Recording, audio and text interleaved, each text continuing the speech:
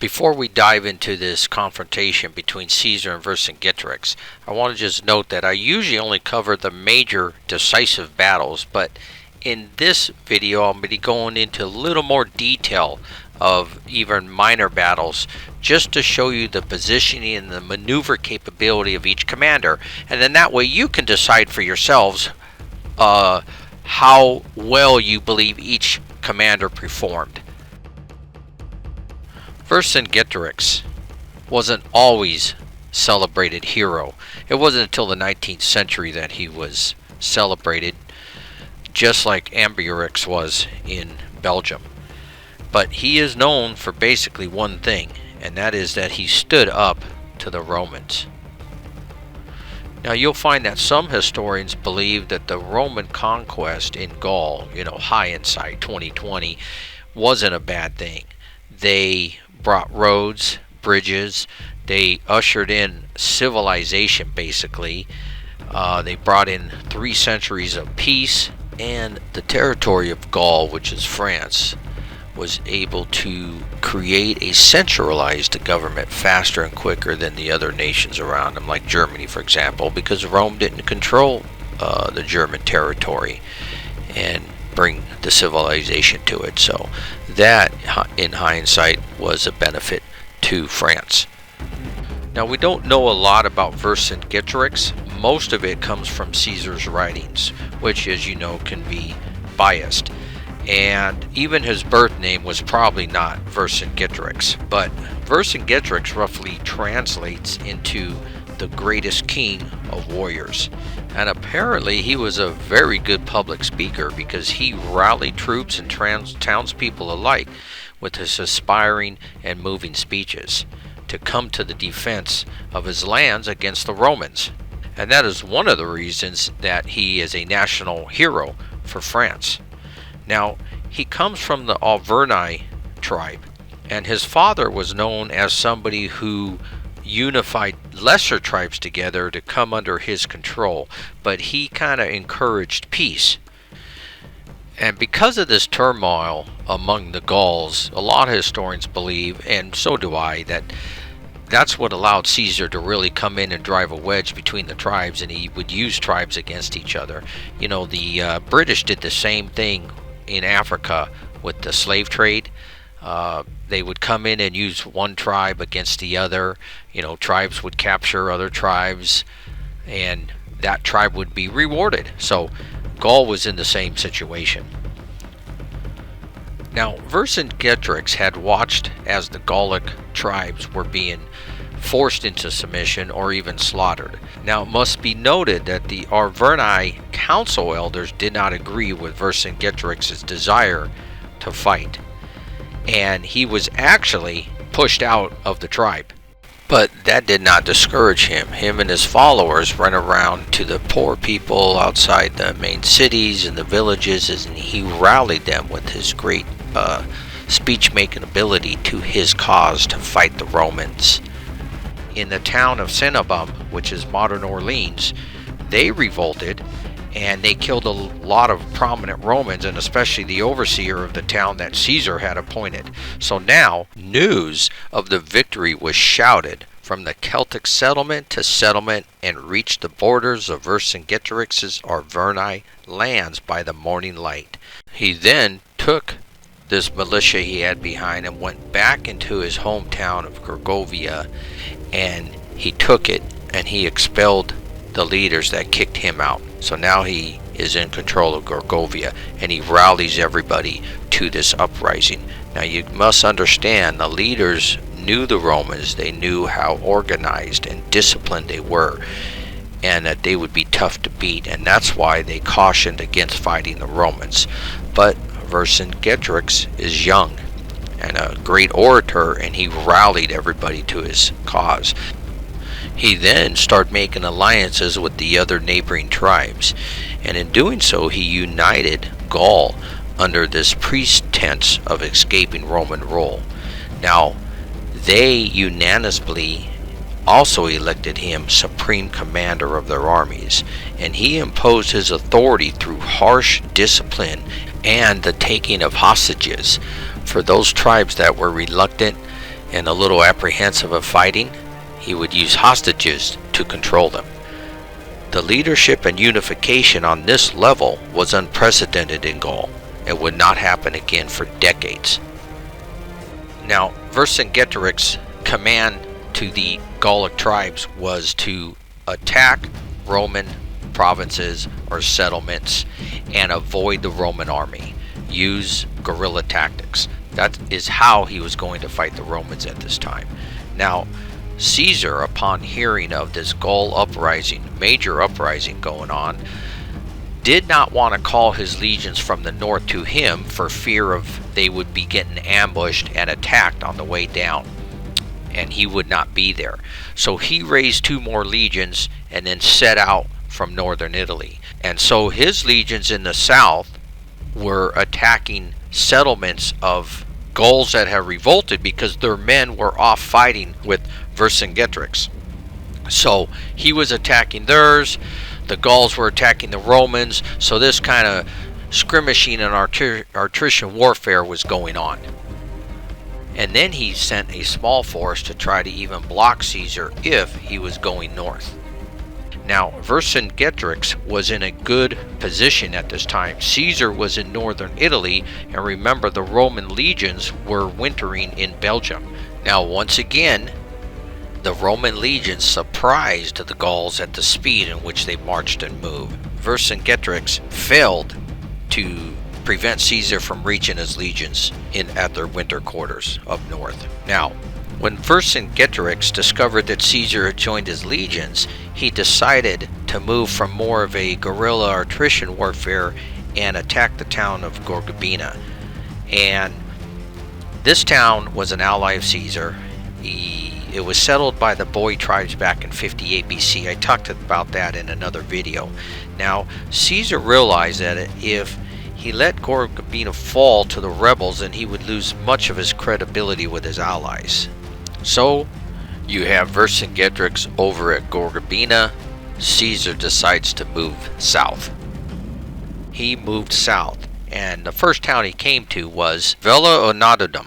The siege only lasted 3 days. By the end of the 2nd day, the Romans had built their line of circumvallation around the town, and on the 3rd day, ambassadors from the town asked for surrender terms. Caesar demanded they surrender all of their arms, provide him with all of their cattle, and surrender 600 hostages.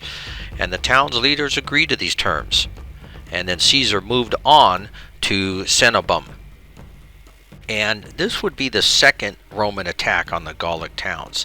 And Caesar wanted to reach this town quickly because he knew that the Carnutes that started this revolt were preparing this town for defenses. So he wanted to get there quickly. And once again, the Romans' ability to move with great speed caught the Gauls out of position. And they were preparing to defend Cenabum. Now, they did expect the town of Vercingetorix to hold out for much longer. Caesar arrived late on the 2nd day of his march, so he couldn't prepare to attack the town that day. Now, Caesar placed most of his army in a camp outside, and he sent 2 legions onto the opposite bank of the Lord to prevent any inhabitants from escaping over a bridge there. And during the night, the inhabitants tried to move out of this gate and escape over the bridge. But Caesar, he had ordered the legions over there to spend the night under arms. And so when the inhabitants were attempting to leave, the Romans set the town gates on fire, and the inhabitants were hemmed in by the fire and this narrow bridge. Now, when he captured this town, Caesar allowed his men to pillage and burn the town, and to keep what they found, in revenge for the massacre that the rebels inflicted on the Roman inhabitants when they took it over. Caesar quickly moves to about 20 miles south of Cenabum here, and he lays siege to Noviodunum. Now, Caesar doesn't say how long the siege lasted here, but it probably wasn't very long before ambassadors came from the town and asked for surrender terms, and Caesar agreed to pardon the inhabitants for their part in the revolt because he was just in a hurry and he wanted to move on, because remember, he's trying to save Gorgobina, And again, he orders all the inhabitants to surrender all their arms, supply horses, and hostages. Remember, the hostages are always ensure that the people in the town are do what they're told, otherwise they will execute the hostages they have.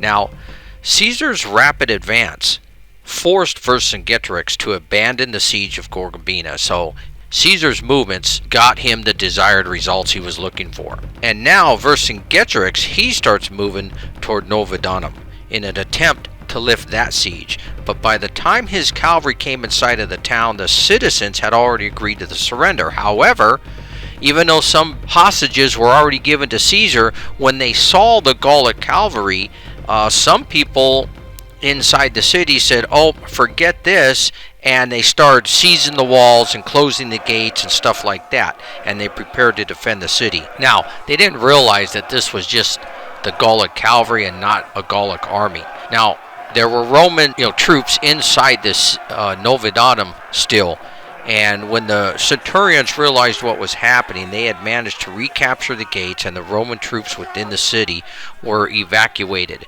safely. Now, Caesar responded to the new threat of the cavalry by sending most of his horsemen to attack the Gauls, which triggered a cavalry battle, which the Gauls soon began to win. This forced Caesar to send his reserve cavalry in, which was a force of about 400 German auxiliaries that he had recruited when the revolt reduced his supply of Gallic cavalry. The Germans turned the tide of the battle, and Vercingetorix's men were forced to retreat all the way back to the main army. Now, this defeat of the relief effort was probably a great shock to the inhabitants of Novidanum, who now found themselves facing a potentially very angry Caesar because they broke their surrender terms. Now, in an attempt to rescue the situation, the townspeople arrested a number of the people who were the cause of causing this revolt, and the mob turned them over to Caesar. Now, Caesar doesn't actually record the fate of the town. He just says in his memoirs that when the affairs were accomplished, then he marched to Avaricum.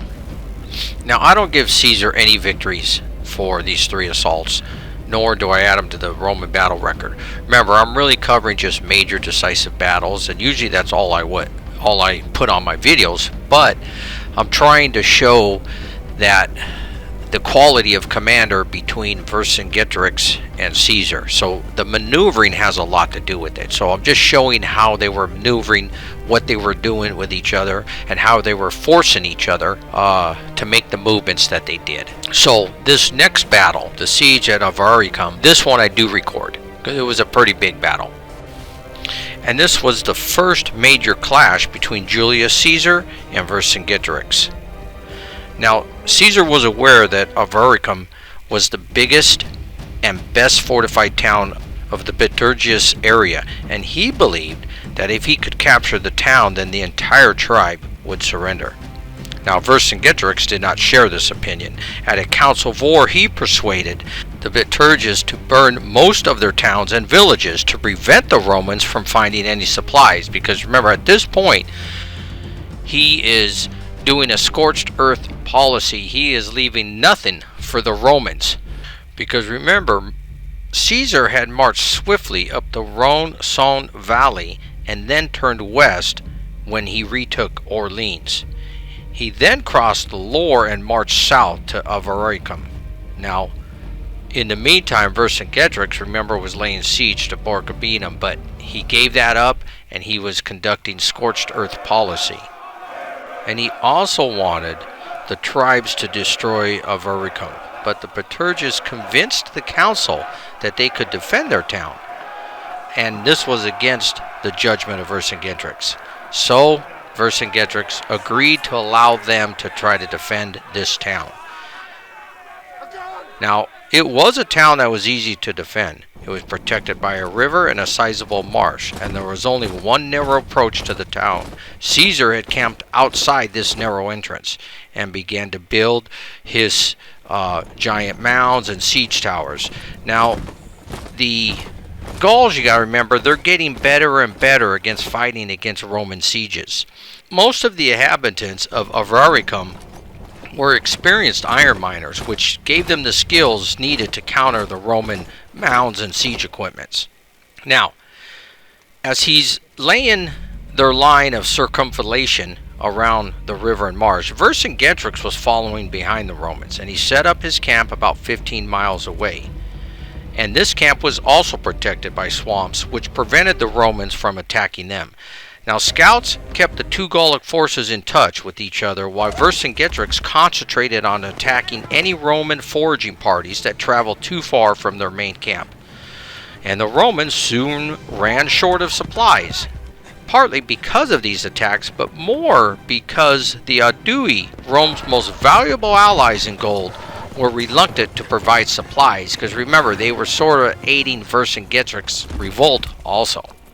Now, once Caesar had completed his siege and mound works against the town, Vercingetorix had moved closer now to him, because now he was engulfed in the siege.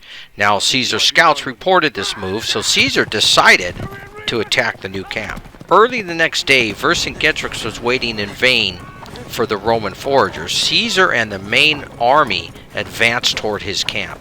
Where they were discovered, the Gallic army had formed up on a hill. Now, for a short time, it looked like this major battle was going to take place, but the land between them was marshy, and nobody moved, and Caesar did not want to attack across it. Eventually, Caesar returns back to their camp. When Vercingetorix returned to his, he was accused of planning to betray his army, and then was forced to defend his actions. Now, this is kind of stuff Vercingetorix and the Gauls were putting up with, because they were all different tribes. They did not trust each other. Now, this siege lasted for 27 days, and, the fighting was going back and forth. The Romans were using grappling hooks to pull stones off the walls. The Gauls trapped them and used their own machines to drag the grappling hooks inside the city. The Romans attempted to dig tunnels under the walls. The Gallic miners dug their own counter tunnels. After about 25 days, the Roman mound was 330 feet wide and 80 feet high, and it was getting close to the city walls.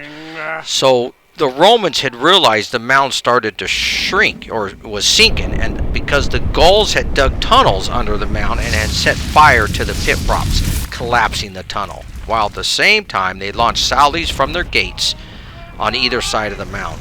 Now, this caused some confusion in the Roman camp, but eventually, with the help of the entire besieging army, this situation was restored, and the Gallic attack failed. Then the garrison decided to attempt escape from across the marshes and join Vercingetorix. But now this requires secrecy, as they're trying to get out of town, but the Romans were alerted by the sounds and the arguments coming from the town, because the inhabitants there were pleading with the warriors to not abandon them. So the next day, the Romans successfully reached the top of the towns under the cover of a storm. The Gauls formed up in a wedge in the open marketplace, ready to resist the expected Roman attack, but instead of climbing down into the town, the Roman infantry spread out along the top of the walls. This unnerved the defenders, who believed that they were about to be trapped in the city.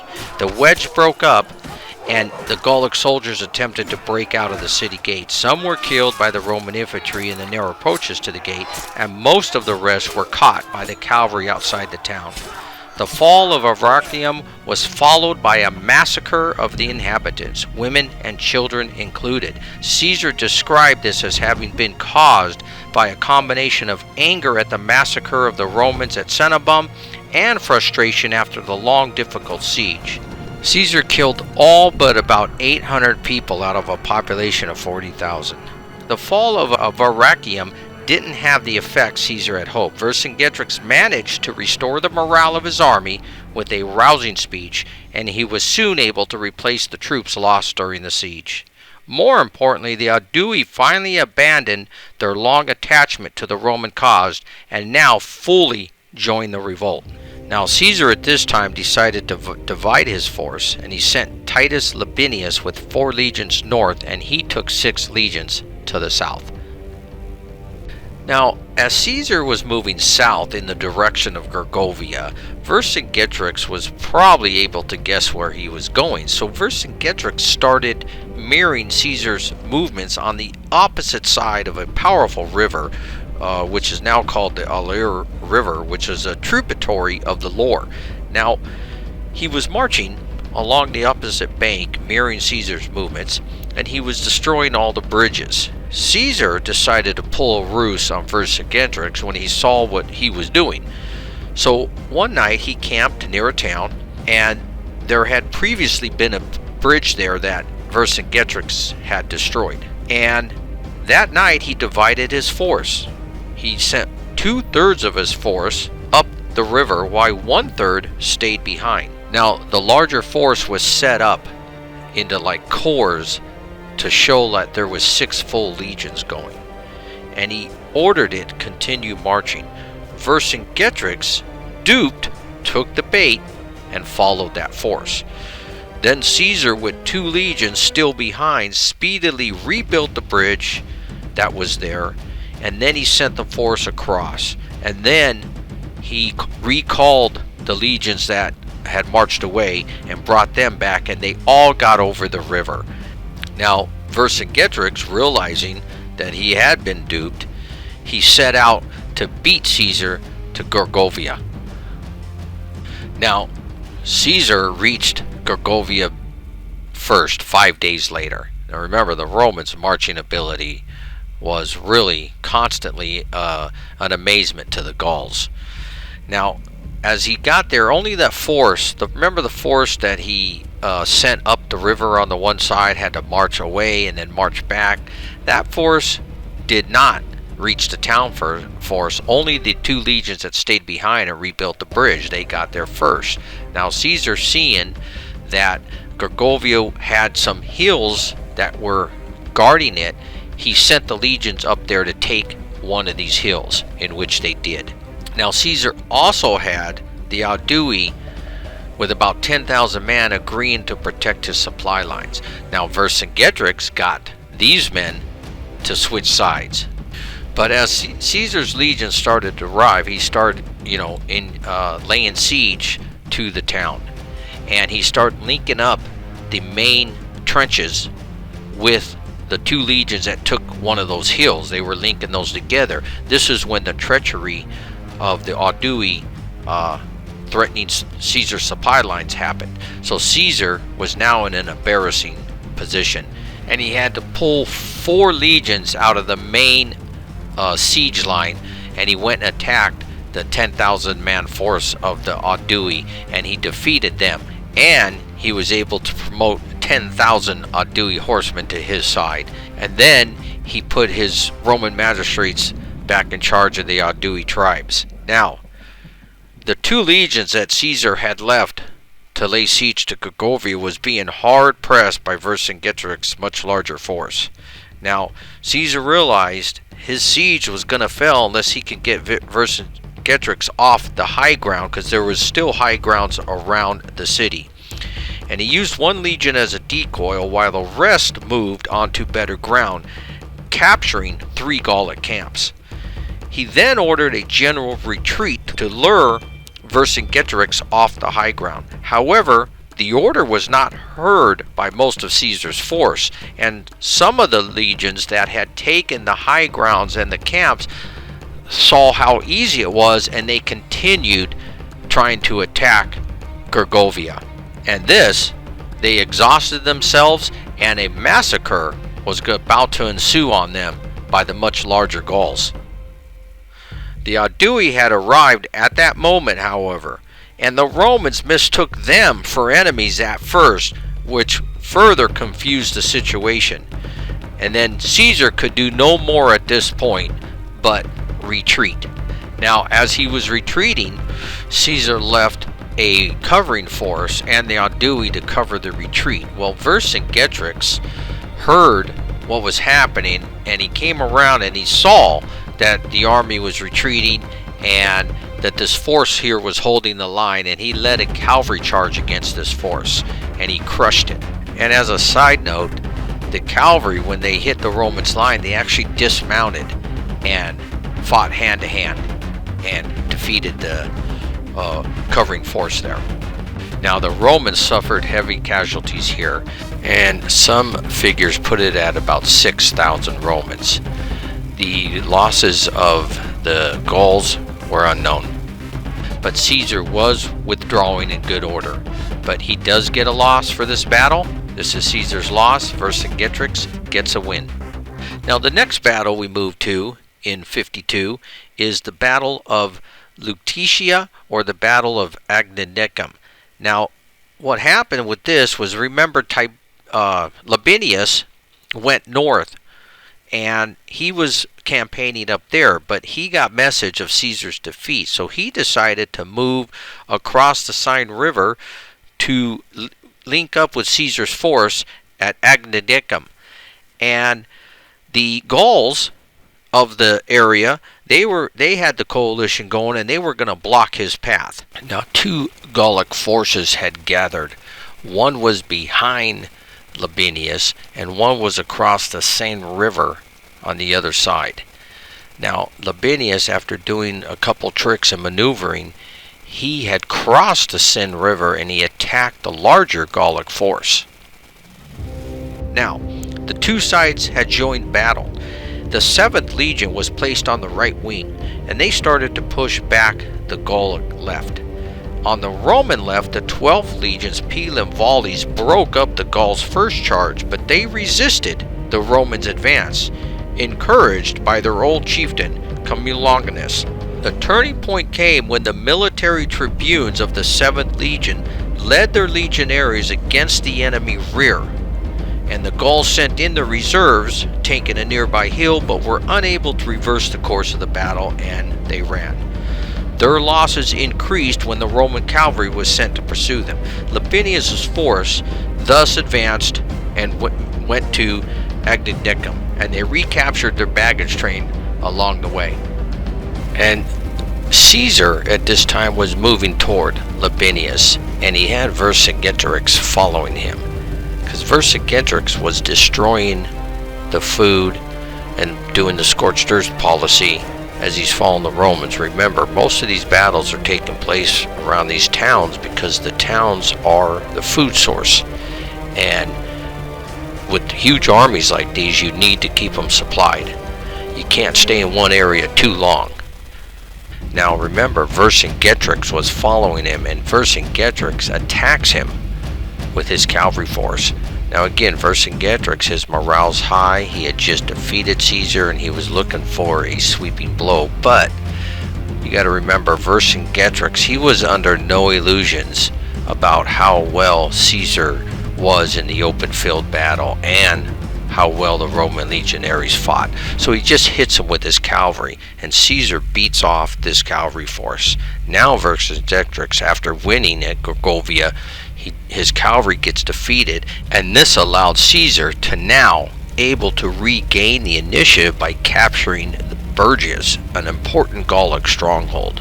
And now he was able to resupply his troops. This forced Vercingetorix to now move back, and I think at this time, nobody knows for sure, but Vercingetorix had to make a decision what to do here, and I think he decided to go to the stronghold of Alesia. It was a very defensible position. It was set up on a hill. It had the valleys down below with rivers going by. Now Caesar calls them creeks, but they were down below, and I think he felt if he can deprive the Romans of food in the area and get the whole Roman army here and pin them down to the siege and bring the whole Gallic forces together there, that he would be able to defeat Caesar here, especially depriving them of their supplies. So I think Vercingetorix had a sound plan here. So picture this. The 50,000 warriors go inside the town. It's already inhabited by people. Now he's going to have a supply problem, because the town isn't sitting there keeping food stocked up for another 50,000 warriors. Caesar knows this. He arrives. He knows he's going to trap them and cut off their supply to the town, so he starts building the siege works and circumvallation around the town. Now Vercingetorix's strategy is working here, right? He got the Romans to come here. He pinned them down. They would need to find food in the immediate area around them. and this is where they would be exposed to Gallic cavalry and a relief force that should be coming, and Vercingetorix was hoping would be coming under his, I believe it was his brother-in-law, Vercingetorix. Now Caesar understood, obviously, once he gets pinned down, that yes, a relief force was probably coming, so he immediately started on a second wall to protect a relief force from hitting them from the outside. If Vercingetorix had appeared in time, the Roman position would have been very precarious, but he was late. In Alesia, Vercingetorix was forced to send away all his horses and part of his troops, who managed to break through the Roman lines because the siege works weren't completed yet.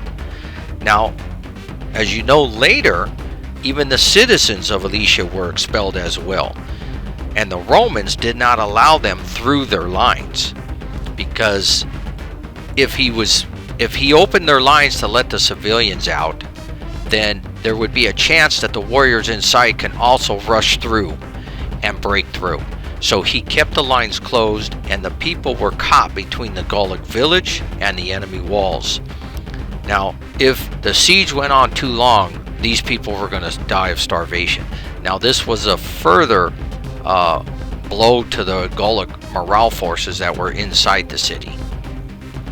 But Vercingetorix did this because he didn't have enough supplies himself, and he had to feed his warriors. And he had to hold on long enough for the relief force to get here. So remember, there's a lot of things happening here. Food's not going to last long for the Romans. Food's not going to last long for the Gauls in Alesia. They're waiting for a relief force. Caesar's trying to get his siege works completed. So as Caesar is working on his siege works, they built this wall around Alesia 10 miles long with 24 towers. Now, the Gauls were sorting out with their cavalry, and they were trying to disrupt the fortification process, anything to slow them down until their relief force got there. And they were also looking for weak spots in the wall. They found a gap, a weak spot in the northwest of Alesia. Now, Caesar was almost complete with his outer wall. It was 13 miles long. Pikes, trenches, ditches, fortifications on that side also. And Caesar completed all this siege works in about 3 weeks. Now, within Alesia, the Gauls were struggling. Vercingetorix, remember, he brought anywhere from 50 to 80,000 soldiers into the city. It only had 10,000 inhabitants, and food was scarce. They were starting to debate to give up. The council was talking about cannibalism, but what they decided to do, this is when they sent the 10,000 inhabitants out of the city. So they got rid of that to help them out. But that's only going to buy a little bit of time. Now, it's about this time that the relief force shows up. And this bolstered, of course, the Gauls inside the city. Now, the relief force is anywhere from 100,000 to 200,000 men. So Vercingetorix's strategy is absolutely working. They brought all the Gauls here to fight Caesar. But food is not only scarce for the Romans, but it is very scarce for the besieged inside Alesia. Now, the next day, there was only one clash. Vercingetorix had it sent out the attack on that weak spot they discovered, and the Romans beat it back. So kind of a dismal start when you have a relief force and this force. But that night, the Gauls on the outside attacked a section of the wall, and Vercingetorix, seeing this assault, he then attacks from the inside of Alesia. Commius launched an assault on Caesar's outer walls while Vercingetorix attacked from the inside. Both efforts were defeated as the Romans held. So the siege works were working. The third day was rather uneventful with just some skirmishes, but on the fourth day they managed to coordinate their attacks. Remember, communication between the besieged and the relief force was difficult and probably non-existent. So Vercingetorix inside the Alesia had to watch what the relief force was doing. The relief force started an assault that night on one section of the wall, an all-out assault. They launched this assault at night, and while they were assaulting one section of the wall, they had marched 2 columns around a hill to come in and hit the Romans on the other side. Vercingetorix seeing what the relief force was doing, he sent out an all assault against the entire Roman siege lines to make sure the Romans had to spread out and couldn't concentrate on one area. As Caesar commented, this almost succeeded and brought the Romans to a breaking point. Caesar, seeing this assault, simply issued orders to hold the line. Caesar rode through his men to inspire them. Now, breaking through, Vercingetorix' men pressed the Romans. Under extreme pressure on all fronts, Caesar shifted troops to deal with the threats as they emerged. Dispatching Labienus' cavalry to help seal the breach, Caesar led a number of counterattacks against Vercingetorix' troops along the inner wall. Now, though this area was holding, Labienus' men were reaching a breaking point.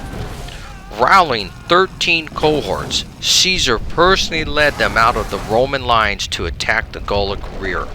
Spurred on by their leader's personal bravery, Labienus' men held, and Vercingetorix, seeing this, had pulled his men out of this sector, moved them around more to the south, and assaulted the line over there where the 13 cohorts came from. Now, Caesar still had reserves, which was commanded by Decimus Brutus and Gaius Fabius, and he brought them in, and they joined the struggle, and they pushed Vercingetorix back on that front, and Vercingetorix ended up returning to Alesia. However, the northwestern sector was still being threatened. Remember the columns that came around the hill?